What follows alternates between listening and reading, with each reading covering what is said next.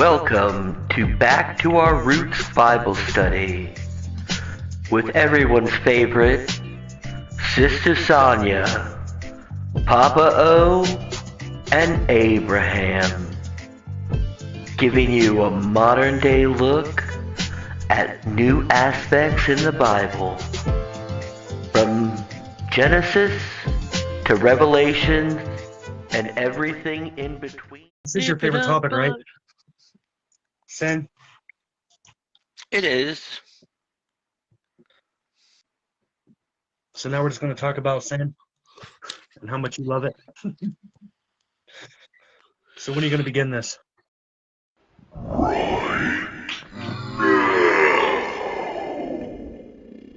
Hi, and welcome back to Our Roots Bible Study. Today we are going to cover one of my favorite topics, and I'm sure it's one of his as well. Nice, and I like the effect. You're really that's next week. That's not this week. That's next week. You're gonna have to go back to the red. There we go. Oh, so is that your true form? One of many. Are you familiar with the 7 deadly sins? Vaguely See, familiar. See, the thing about it is this is another thing that appears nowhere in the Bible. Nowhere in the Bible. It originally was Greek in origin, which is crazy. It was about the 8 temptations. Yeah, I know I learned that one. Yeah, and I was like, I thought it was purely a Christian cardinal sin thing. Nope. It predates it. I do as well. It is theological appropriation because they stole it right from the Greeks and Romans. In fact, the 8 temptations were originally created. The 8 temptations were originally created by Evagrius Ponticus, and what they were gluttony, prostitution, greed, sadness, wrath, listlessness, boasting, and pride. Which they also put pride as hubris. Which I think pride and hubris are two very different theories. You know, hubris is when you greatly expand it, usually bringing a god into the picture. It's sort of like all of the Greek heroes, how they fall is hubris. Arachne. So, also Medusa. Ariadne. Yes. Narcissus. Jason. Oh, don't get me started with him. Odysseus. Orpheus. Yeah. Yeah, we just go on and on all night with Agamemnon. Yeah. Midas. And truth. But ooh, would I cut off his hands? I would totally use those hands for good, for me. Having a Midas touch is both a good thing and a horrible thing. It can be both things. But you see, he could be fed food. He didn't have to touch it. Truth. It had to. And do you know that they are thinking that this was a Minoan king? Yeah. I thought that was very cool. Along with the Minotaur. How neat can that be? Well, let's start with the. All right. Agreed. Do you know that they think that they found in Troy remnants of the Trojan horse? Yeah, I know. I made a TikTok about it. I lost my mind. And yet they still haven't found the Ark of the Covenant. I lost my mind when that. Time. If they find it, we're in trouble. Truth. If they find a lot of things, we're in trouble. You know? So let's start with the first one. Gluttony. You were telling me that you found out that gluttony is not just eating? It's just generally having far more than what one needs. But growing up in poverty, it kind of makes you wonder, are they more people who are in poverty like myself more prone to gluttony? Would you consider that gluttony? The need, because you're talking about like the need to hold on to physical things. Like is that what you're talking? Yeah. to the point to where it's unhealthy. Yeah. I feel that is a trait that is animal. Animals preserve food when they think there's going to be a time of starvation. So do you think this is a natural thing that's just taken to excess? But that could be said of all of them. Well, okay. According to Evagrius Ponticus, he also put prostitution. Yeah, I understand that. I could see how it could be a temptation, but I'm glad that they took it out of the 7 deadly sins. Me too. So it's not a sin anymore? Here are our 7 deadly sins, as according to Pope Gregory, because Pope Gregory is the one who introduced it into the church, made it canon. Pride, greed, wrath, envy, lust, gluttony, and sloth. And I am going to tell you, in pop culture, these come up everywhere. Like, I'm sure that there is still a site called 7 Deadly Sins. I don't know. I know and there's an anime called that. The anime is very good too. I've never seen it, but I know there is one. In the anime, I would be Sloth. Because he rides on a pillow. I can see myself riding on a pillow. Just saying.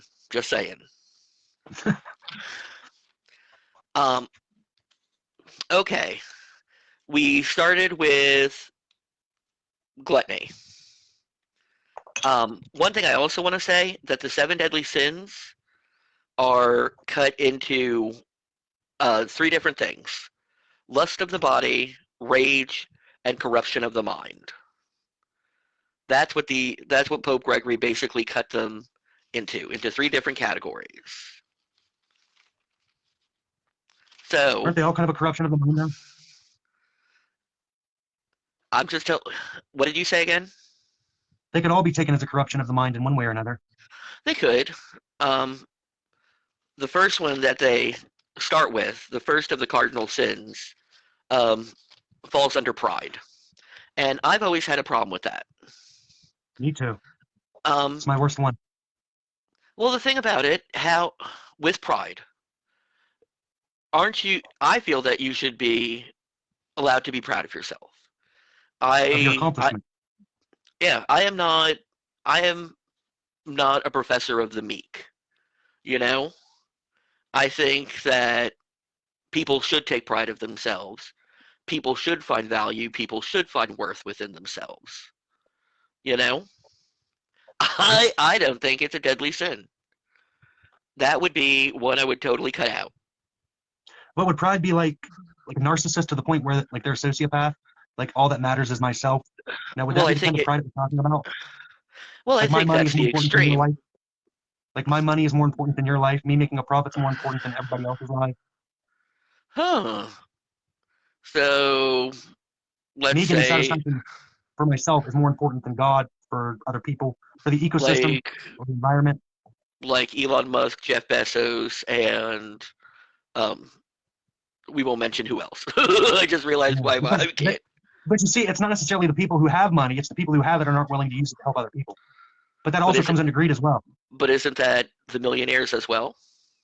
Definitely. If you have money more than you need, that is greed, it's pride, it's gluttony.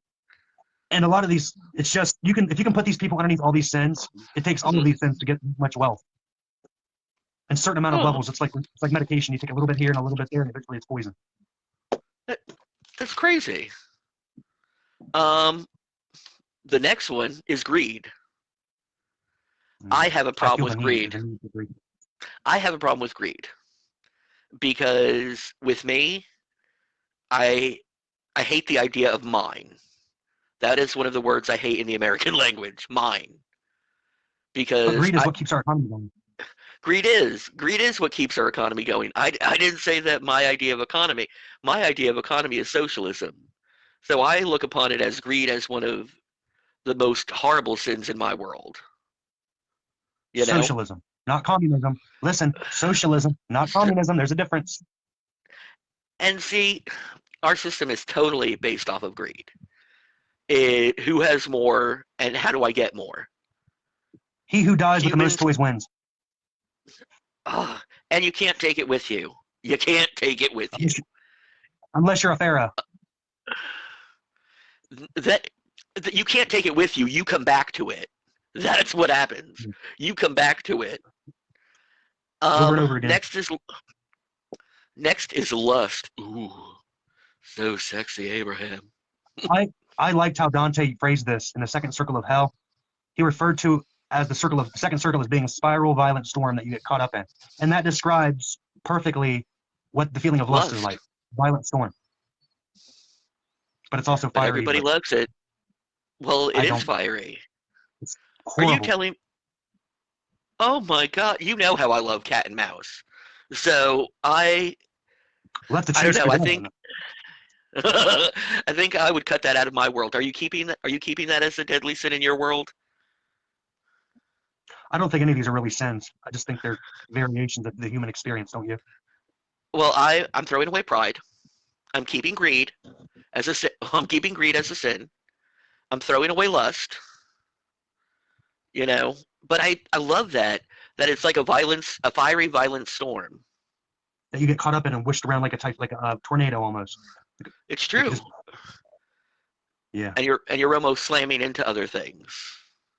I just thought it was odd to go back to gluttony that Dante said in the third circle it was like a ceaseless icy rain. Gluttony. Give it again. Like an ice storm. The third circle of hell, gluttony, is a ceaseless icy rain. I can see that.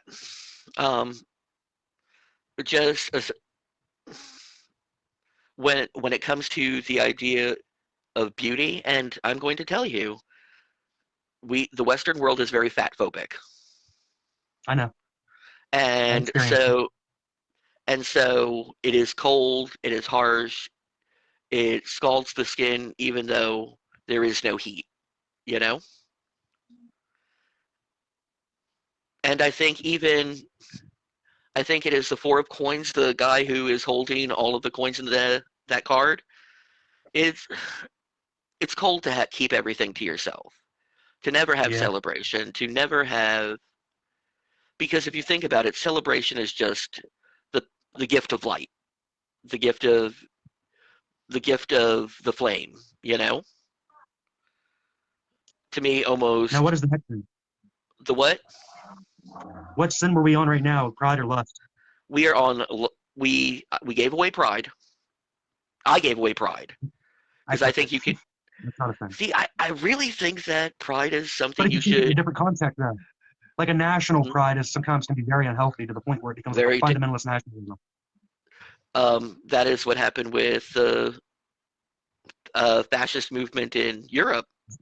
Italy, Germany, Japan. They had a very heavy nationalist pride, and they did not share in the commonwealth or the common good. Greed I got rid of. I said no. Greed I kept because I was like, I hate the word mine. You know. With greed though, it's good to have a little bit of drive because it's hard to think of higher concepts like spirituality when you're starving. But that brings me back to the Buddhists who entrust that food will make itself available. But also with greed, you see you have enough of a drive towards it so you are comfortable when you're not starving. But if you have so much of something that you worry about it incessantly nonstop, then it becomes a problem. And greed wastes a lot of time. You know, and diligence. Well, true. The thing about it, if you, you know, you can't focus on greed. If you focus on greed, it will consume you. You know? King David or King Solomon said, "He who thirsts after silver will not be satisfied with all the silver in the world." It was one of the kings of Israel that said that. I believe it was Solomon. All the silver in the world this person could have, but they would still not be satisfied. That's very true. Look at the super wealthy right now. All of that money that cannot be counted in a lifetime, or spent on anything. Yeah, it's just there, but they want more. It's not like they eliminate poverty with it. Oh wait, they could. Global hunger could be wiped out in a couple months with their wealth. instead of it getting wasted on spaceships. Greed can be all-consuming, you know? But to the people who have none, greed almost seems like no. Magic.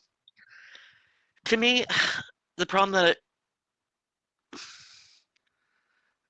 greed can also be a survival thing. The middle way, as the Buddha would say. The middle way. Mm-hmm. Not too much, not too little, just right in the center. Well, I'm going to tell you. Ben Franklin tested out these deadly sins, and he saw if he could control them. If he could, between the virtues and the sins. And he realized that if he did less on one, he did more on another. You know, he found, Ben Franklin, our founding father, found that you could not undo these, that these are part of the human experience, as you said earlier. So it's like a 7 deadly sin equilibrium. You do one and the other one rises just enough to balance it out. That's basically what Ben Franklin found out. When he was less gluttonous, he was more lustful. When he would be more proud, he would be less slothful. So you got that goodness without sin. We are with sin. We follow it pretty well as humans. Like wrath. What do you think about wrath? What do you think about wrath in today? Wrath. Let's go start with Dante's, because there's only a few of the circles of hell that actually deal with direct 7 deadly sins. Dante says that, I think it's the 7th circle, is an endless battle of wailing souls on a murky swamp. Can you repeat that? It's an endless battle of wailing souls that constantly are screaming in a murky swamp. That almost sounds like Styx. Really makes me think of Wrath with draining the swamp, but yeah, I don't see it. I can see that you can't. The muck and mire of screaming people. Rage. Rage. Yeah, think of rage would have walked through a swamp. Well, I was also imagine January 6th. Not January. September 6th. No, January 6th. January. The insurrection. But the Republican insurrection. I wouldn't even say the Republican. I would say the wrathful fascists. Because look at it was like a swamp. Their energy was heavy, palatable, like it felt dirty. Miasmic. And that's it felt. A swamp usually and a bog have fetid. So much. Mm-hmm. It was fetid. And the energy was disgusting. And that's swamp water is not going to be the water that you're drinking in. Swamp water is what Jenny Green Teeth comes out of. Swamp water is what Swamp Thing comes out of. It's less than pleasant creatures. The skunk ape of Florida. True. Crocodiles, alligators. Creatures you'd rather not be around. It's where a lot of cryptids come from. Well, because it's the bog people. It's unreachable. It's hard to get to. Mm-hmm. And have you ever walked in a swampy area? It's almost by one. It's very boggy, like very. You can walk on it, but it's wet and slimy and. Kick your shoes goodbye. Yeah, very much. That is a muck boot experience. It is not or a waders. You could have your waders on. And then when you step in it, you get that black crap that oozes to the top. Can you avoid wrath? Do you think? No. That was quick. So you don't think that humans can come to a point of pure reason, rather than wrath? But if humans came to pure reason, would they even be humans anymore? That's a very good one. To me, that would be part of my utopian world, is to eliminate wrath. not like, well, because look at the other side of the Vulcan. It's another race. The Romulans, they were for Yeah. Wrath. So you think wrath is inevitable, that it cannot be avoided? I think through meditation it can be conquered. I mean, look at the 14th Dalai Lama. If anyone has a reason to be wrathful, it's him. And yet he's the Conquered most or peaceful, conquered or quieted? quieted. Because I'm also not sure that wrath can be totally removed from the body. Think of it like a stormy sea. After the storm goes through, it's nothing but peaceful. But it's also like a root in your mind. One small anger can lead to another more intense anger, and it builds up like a tree. So you eventually just have to go through and dig out the roots altogether. To me, wrath is You're making me even wrathful, Doc. no, even when you stub your toe, you get wrathful. You know? That Doc darn table leg. Yeah. Yeah, I know. How dare it jump out at you? And Even though you know 'cause yelling at it does no good. It's your own fault for putting it there. I am one who also tries to calm that wrathful side of myself. Yeah. I try to go by reason. Reason and intuition. To me, wrath feels hot. You know, you can feel wrath is palatable in the air. Well, I think so is lust. I think you can sense. He was red with rage. Well, I think you can sense pride. That you sense greed. You can sense lust. That you can sense wrath. I think they make their own energy when you are around them. Do you not? Have you ever like you like you can feel the energy of when like lust is in the air. Can you? Yeah. A lot of these, they have tangible effects in the environment. I believe they do. If you guys think that they do as well out there, tell me that Doc is not crazy. That these energies are palatable. You can feel them. You can sense them. You can smell them. The envy I found very interesting for a few reasons. Do you know each one of these has somebody over them, you know? And the interesting thing is the Leviathan. The Leviathan is over envy. And do you know the etymology of the word Leviathan? I do not. To coil around. Like a constrictor. Yes. An anaconda, boa constrictor, that kind of thing, yeah. And to me, that's what envy does. Well, that's very visually terrifying. I think that it is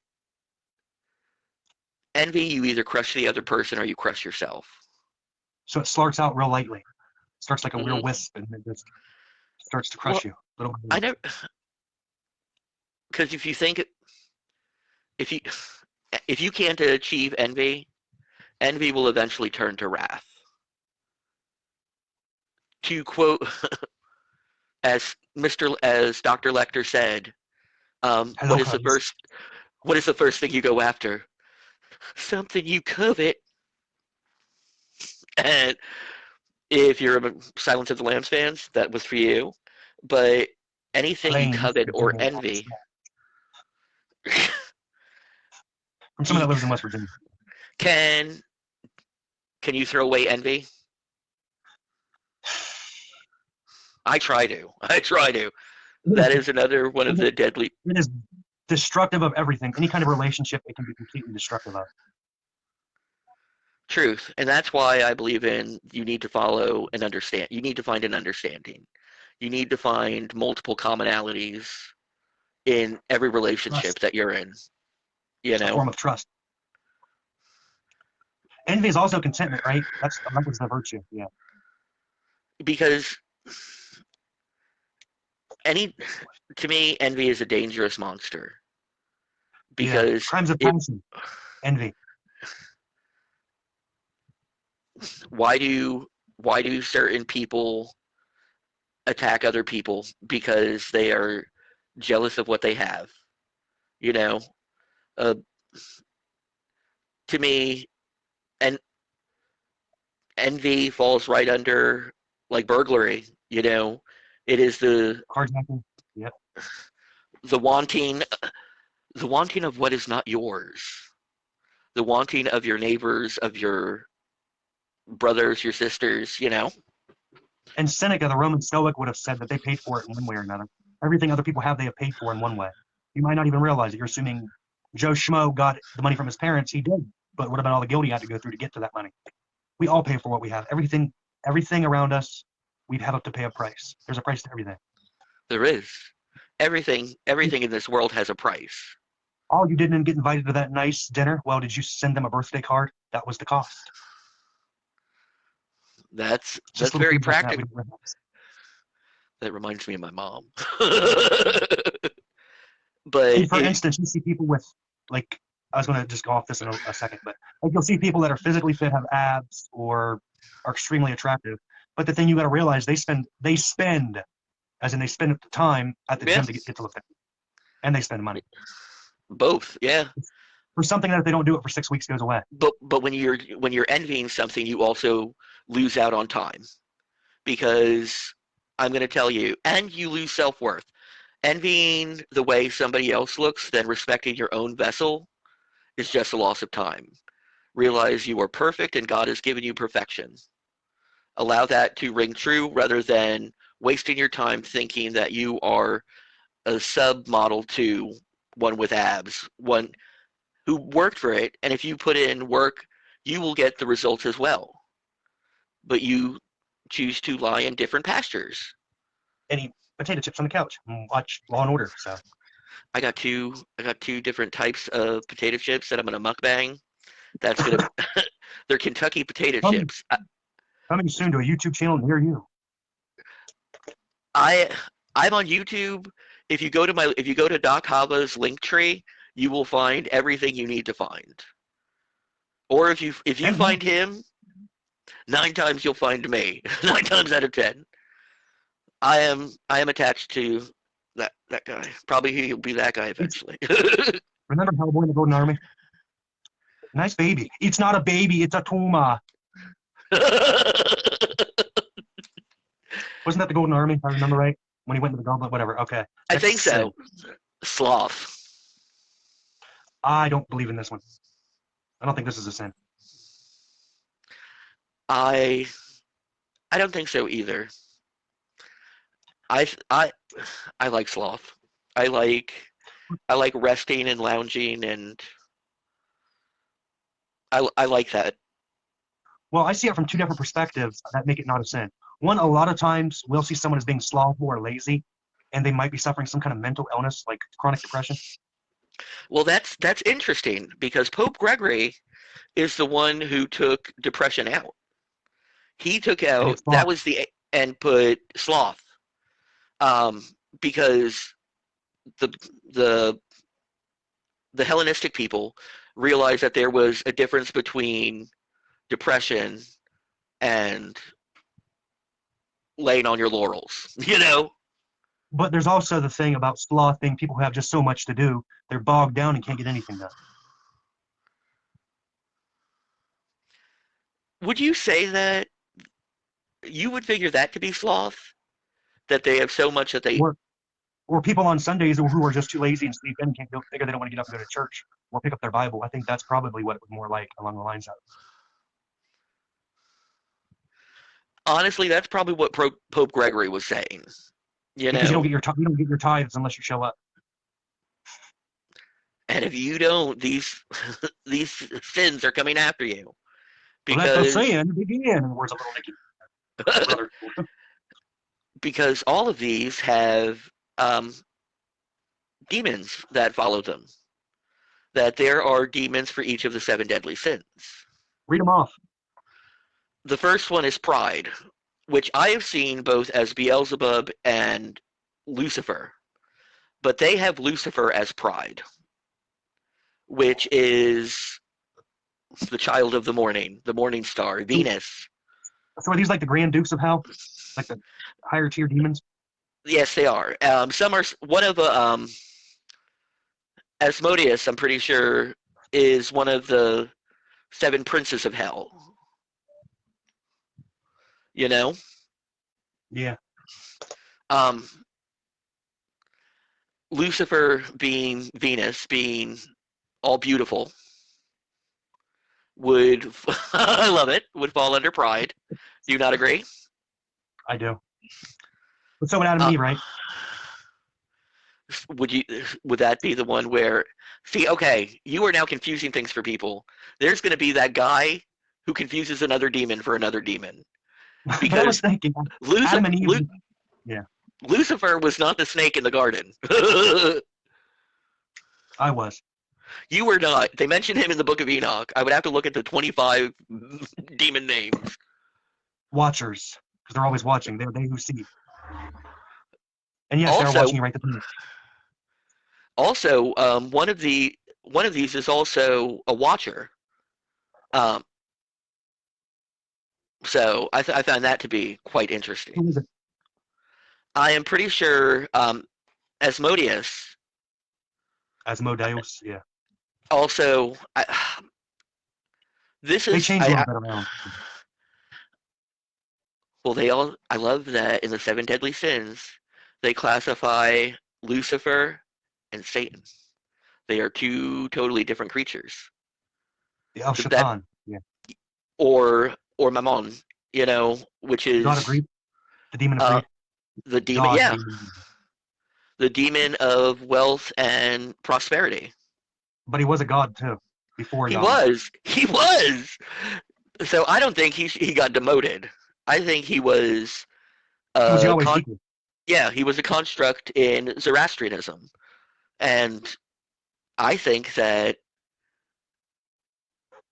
is why I had such a problem. I was Now, like, Gluttony was Behemoth, right? The Behemoth. see, what gluttony? Yeah. Yes, it was the behemoth. Yep. All right. But then you also have envy as the Leviathan. You know, When you think of a behemoth, do you think of a hippo or an elephant, or like a dinosaur of some sort, do you want to know what I think? I imagine a whale with legs. like the one they just discovered in Egypt? Correct. That is what I think a behemoth is. That makes sense. For all we know, that thing could have been running around then. Yeah. And can you imagine? Can you imagine that in the Nile? You can imagine me going to the bathroom in my pants. I can imagine that too. I totally would too. And if you want to read more about the Leviathan and the behemoth, read the Book of Enoch because God talks about using them a lot. And I Feel free to love look up the that. podcast about it. Yeah, I love that it is. Well, if you can you imagine, you know how a whale eats, you know, Through its where krill, yeah, whatever that's where called, but bristles. it's a huge mouth and of food in their baleen, huge Because the amounts of orcas water. also, orcas have them huge grinders too. Yeah, these are eating machines, and so I could totally see gluttony and envy, as I said, the coils of the Leviathan, which I also think were like those Titanoboa? giants. Yeah, which if you have not seen what a Titanoboa, Yeah. It's a look it documentary up. about it. It's Yeah, it's quite terrifying. scary. It's the and horror movie stuff. but it also gives credence that these creatures still could have been visible in the times of And could still early, exist. The Titanoboa could still exist. There's been weird videos and stuff coming out of the Amazon, so who knows? that's horrifying. That's horrifying. I That is volunteered what to send Doc on an expedition to the Amazon to look for me. to look for the Leviathan. If Yeah, you why not? vote, please Yay. go to one of our. If you want to see me go to the Amazon to find Titanoboa or the Leviathan, please pay Feel us free to cash now. app him the money and he'll go. Ugh. Um, greed. Greed they had as Beelzebub or Beelzebub. That makes sense because flies consume everything. They turn it into acid. They use the acid from their mouth and melt it. Ugh. But We do call that you a Spartan know? breath. But do you know that they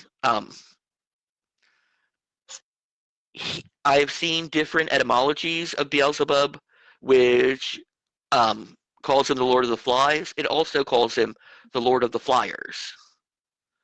You know, I'm thinking of like those almost. creatures from. I'm trying to think of the movie from the '80s. What was it called? The Beastmaster. From creatures that would live in a tree that would just consume things with their wings. That's what I'm thinking of. In Beastmaster, did you just say Beastmaster? Yeah. The You know things the that creatures with when. the wings. Yeah, that's what I was Yeah, thinking of. The fly, because they're kind of like that. They consume acid through their wings. yeah. Oh, that And that was was I remembered that movie. Me and my terrifying. best friend. Well, me and my best friends always used to um, play that, like pretend we were in Beastmaster. Yeah. Um, like Now they're old. They feel like they just came out. at one time, I got to have like a slug dropped on my face, so I would be turned into that evil creature. I love it. But he turned out not to be evil, if I remember right. Wasn't he like a monster? He was like a normal person until he had the thing dropped in his ear. And if you were going to watch Huh. Clash of the Titans, watch the old one, not the new one. The old one is 100 times better, and it has a guy from LA Law in it. We also, I also found interesting Asmodeus is Deva. You know, As in uh, a spirit, like an entity, like spiritual entity from Persia. yeah, it is the Deva of Wrath. They were like directly below angels, weren't they? Yeah, but it's not an angel. I found that to It's a be demon. yeah, I found that to be because everybody automatically assumes that they are all Angels. yeah. Do you want to know what blew my mind today? Could it be Satan? What I was researching is that Satan is actually an angel. How did that blow your mind? That he is the angel of disasters and punishment. Oh, that Satan is not Lucifer and that he's a separate angel. That's Yeah, what blew your mind. yeah. I didn't know that. Well, no, that he's an angel. That they didn't declare him a demon. They said he was the angel of disaster and punishment. So he is That still he, in grace. yeah, that he is what God uses to punish people. So And you're I saying think Satan still that, dwells in God's presence. of course, he does. He is God's divine punishment. Do you not agree? I don't know. So that's When something I that sounds fascinating. when I It read explains that, Job. it does. And to me, I do not think Azazel is on talking terms with Yahweh. Well, they had to use But Enoch as an emissary. The what? prophet Enoch had to go between. The prophet Enoch was supposed to go in between them, between God and the angel, the watchers. He was the go-between. But I consider it a capitalist country. I think that exactly is what hell is, because if we're saying by the seven deadly sins, we totally fill that. We totally we're a proud country. Greed is our mantra. We lust after natural resources and things that are not ours. We're probably one of the most violent countries. Um, Pride. yeah, Pride's envy. bad here. Envy's Pride capitalism. is it. Sloth. Not having to do sloth is also looked upon as a big sin. If, if even Americans who have the largest work week, um, if you were looked as not accomplishing that, you were looked upon as slothful. And in America, slothful is worth getting rid of. You know, people, if you consider somebody slothful, that is almost like saying somebody is disposable. But you see, that goes against the Sabbath, the Sabbath, every seventh day to take off. That would be classified as sloth by Americans. Taking the Sabbath. to not achieving anything for one day, except for worshiping God and praying and doing your spiritual literature. I would you could you consider, because Shabbos is very different from the Sabbath day in modern Christianity. You know, the Jews still keep it as a day of rest, but for most Christians, it's anything but a day of rest. It's a day to do housework, yard work, go out to eat, go to Golden Corral and be gluttonous, that kind of stuff. Watch TV Yeah, all day instead of picking up your Torah scrolls or your Talmud or your Zohar and focusing on that. or your Book of It was meant to be, Shadows. yeah. It was meant to be a day devoted to divinity, not a day to just sit around and be slothful. It is I would even go far. It is a day to rejuvenate. It is a day to take the best qualities of yourself and exemplify them. What did Jesus say? The Sabbath was not made for God, the Sabbath was made for man.